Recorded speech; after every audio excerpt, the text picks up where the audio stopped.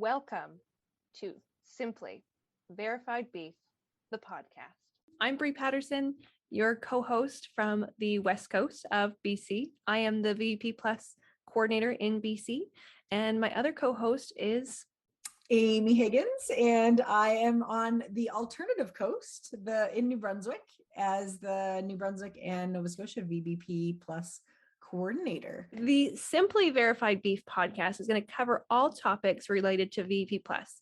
So for those unfamiliar with VBP Plus, it's a 4-pillar voluntary program across Canada. We include all producers if you are feedlot or cow-calf. And in the 4 pillars, we discuss animal welfare, on-farm food safety, biosecurity, and environmental stewardship. So these topics throughout our podcasting will fall under one of those 4 pillars or have some sort of overlap in all 4 of them. And so you'll notice that we're co-hosts. You may see both of us in a podcast episode. You may see one of the 2 of us. So this is our first bonus episode, and we had such a good time with the guests from episode 2 that we had a little bit of a chat after the podcast had sort of officially wrapped, and we decided to share with you guys some of the advice that the panelists had for sort of real life when you are at the chute or in your yard and thinking about some of these things as you're coming into this fall's processing season. Have you ever had any wrecks in the processing barn and any kind of good things you want to pass on to the neighbors so they don't do what you did? Or maybe like Andrea from a feedlot side, you had a potload of calves show up and something happened, or from a cow-calf side, Erika, where maybe, things didn't go quite as planned. I'll just roundtable with you guys. And as much as we love to talk about the we shouldn't do it, if you have some we should do it tips too, that's great. But everyone enjoys to accidentally spill the tea on something that, they never want to repeat again. I think sometimes it's just what you learn chute side with your fellow producers. One time we were really slow getting cattle through the chute, and we're at a place they're mixing their vaccines up, they're modified lives, right? So they're trying to get the sterile water back in and rehydrate. There was actually, there's a tool, it's called a transfer needle, and every veterinarian has them. Most companies provide them free. You go into the diluent first, the powder actually has a vacuum, and they actually mix up quite easy. So sometimes it's just little tricks of the trade that you see at chute side. Sometimes it's, I think we've all seen it probably, Andrea on the feedlot side, improper castrations, right? Like if you're banding or using Cheerios, if you can't count the 2, man, the feedlot producer gets really upset. And, there's nothing worse than a steer with a nut up inside, and then it's a veterinarian call with surgical problems. So yeah, I think it's just the sharing that goes a long way chute side. I'm glad you brought up the castration one. That's probably, you're absolutely right. Biggest frustration.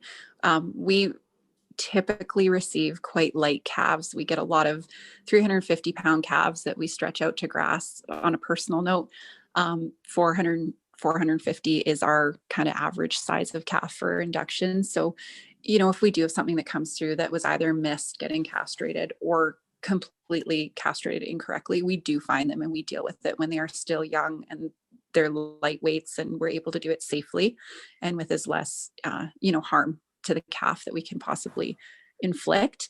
But, I saw a meme a little while ago that June is steers that turned out to be bull season. And that's definitely something that happens. Bands are for sure the worst for it. But I think that, your comment about sharing, I really like that.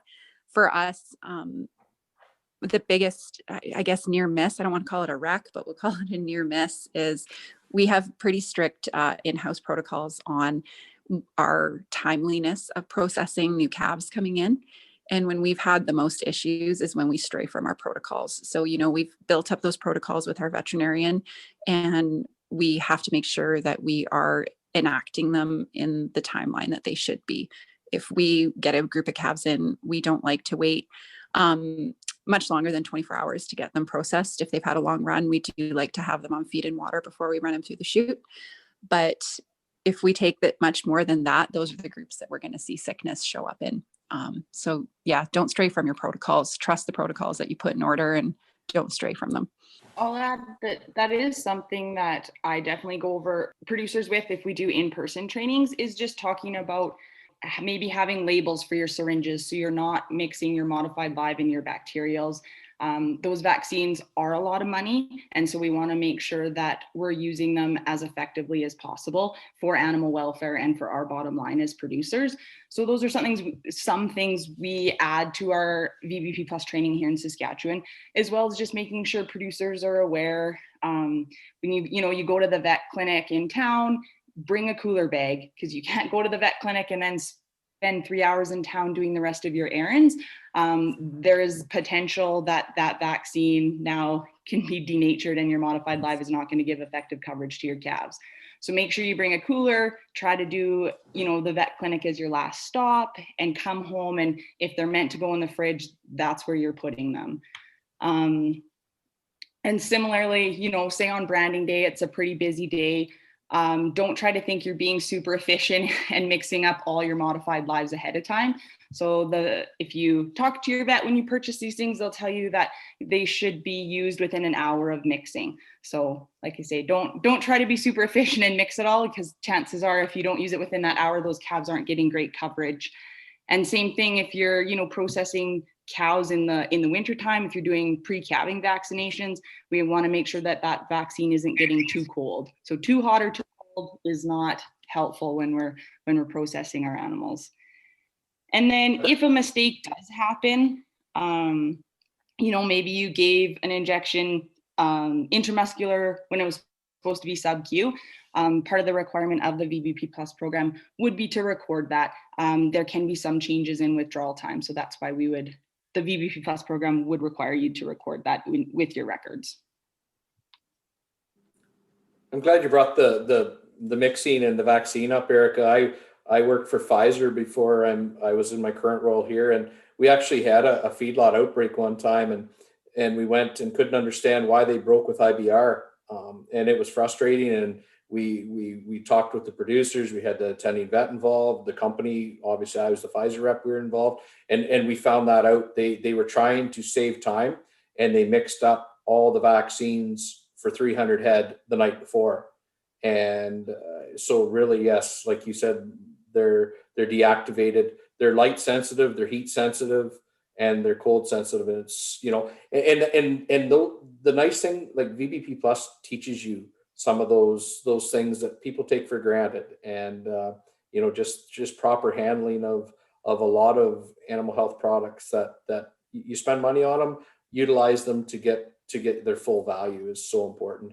Our very first VBP Plus webinar that we did last year in May was with Dr. Ron Lewis, and he did an amazing job of going through processing protocol, and I learned a lot from that webinar. So that just may be helpful for some producers listening. I mean, it's available on the VBP Plus website, but maybe that could go in the show notes as well. Yeah, those processing techniques, and yeah, Dr. Lewis is a great guy, because it really helps producers. Like there's a reason, like even those little things like your modified lives, like your 5-ways and your 5-way combos, and your black leg should be basically a hand width apart, right? So when they're in the hide and under the skin, and really you're supposed to put your black leg vaccines, your Clostridials, lower than your modified lives, because they have different antigens in them, and they act different under the hide. So those things are critical for and the vaccines work way better, when we administer them right. So I think that's the key takeaway, is that if you utilize product, you use it effectively and as per label direction and as per professional's direction as well. You don't want to get all spicy and mix up how the neighbor told you, because it might not actually work. And then you just basically poured some money down the drain.